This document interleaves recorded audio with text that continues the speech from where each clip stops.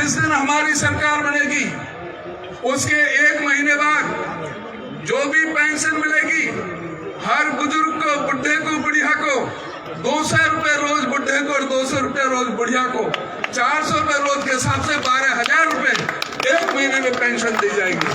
हमारी पार्टी ने यह भी फैसला लिया है कि एससी कमीशन को पुनर्गठित किया जाएगा। हमारी पार्टी ने, हुड्डा साहब ने यह भी फैसला लिया है कि कर्मचारियों के हित में जो ओल्ड पेंशन स्कीम है उसको हमारी पार्टी सरकार में आने पर लागू करेगी। हमारी पार्टी ने यह भी फैसला लिया है कि हरियाणा हरिजन कल्याण निगम और बैकवर्ड क्लास निगम के सारे कर्जे माफ किए जाएंगे।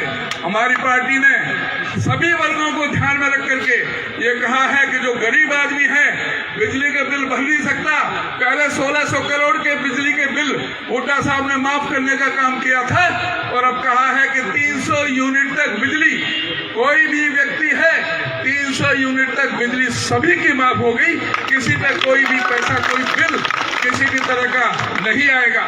इस तरह से सभी वर्गों के लिए हमारी पार्टी ने फैसले लिए हैं। हुड्डा साहब ने खुद ने अभी जब यहाँ प्रेस कॉन्फ्रेंस के अंदर सारे मामलों को सबके सामने रखा था, मैं ज्यादा समय वाले तो मैं आपसे यह अनुरोध करूंगा।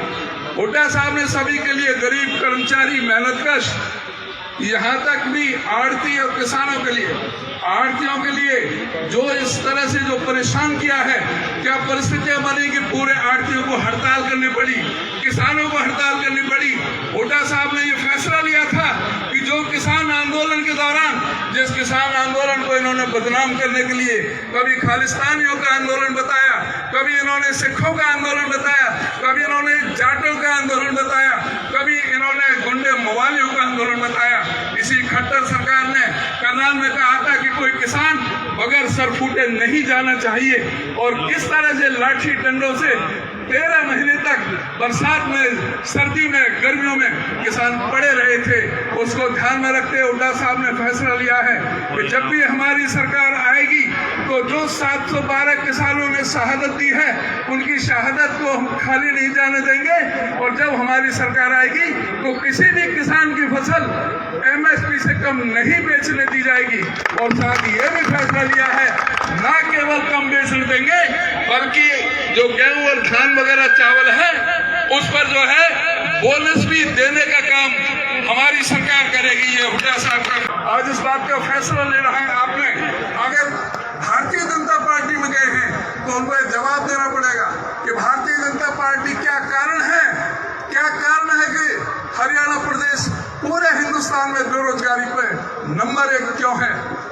आज ये भी बताना पड़ेगा कि हरियाणा प्रदेश में 1,82,000 सरकारी पद खाली हुए हैं तो उसका कारण क्या है।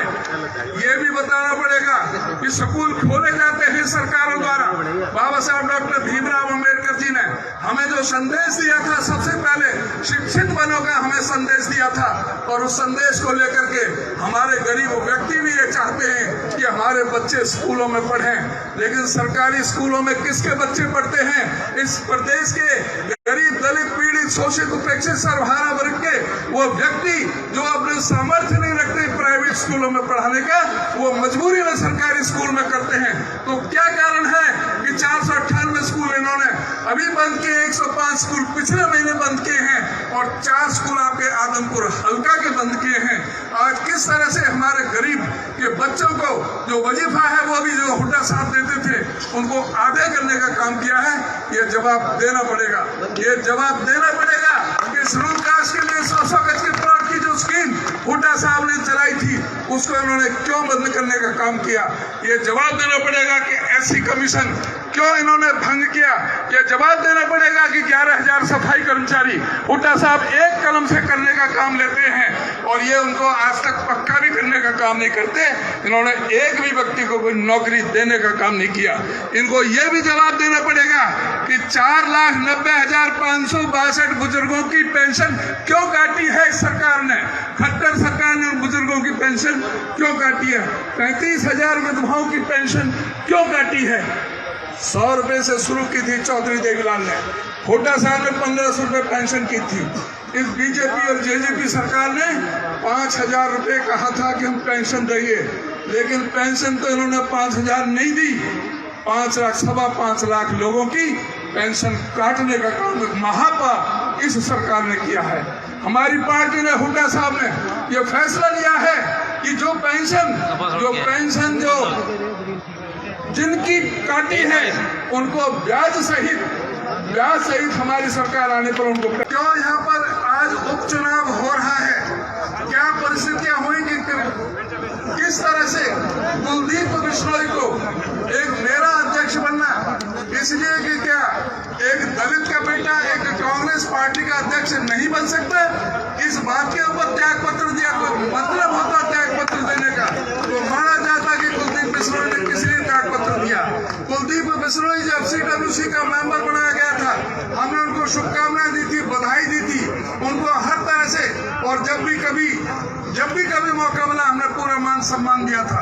लेकिन वो क्या परिस्थितियां हुई कि जो कुलदीप बिश्नोई ने न केवल पार्टी की पीठ में छुरा घोंपने का काम किया, आदमपुर की जनता के साथ विश्वासघात करने का काम कुलदीप बिश्नोई ने किया है।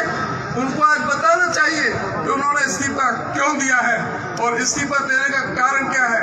क्या मुख्यमंत्री बनने की हवस अब पूरी हो चुकी है?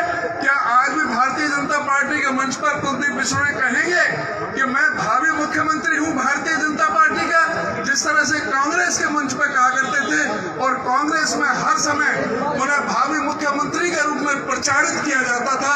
जब भी कहीं भी किसी भी मंच पर वो जाते थे कहते थे कि भाई कांग्रेस पार्टी के भावी मुख्यमंत्री कुलदीप बिश्नोई ने मुख्यमंत्री बनने के लिए चौधरी भजनलाल जी को भी बता करके हरियाणा जनहित कांग्रेस बनाई थी, उनको भी विश्वास में लिया था।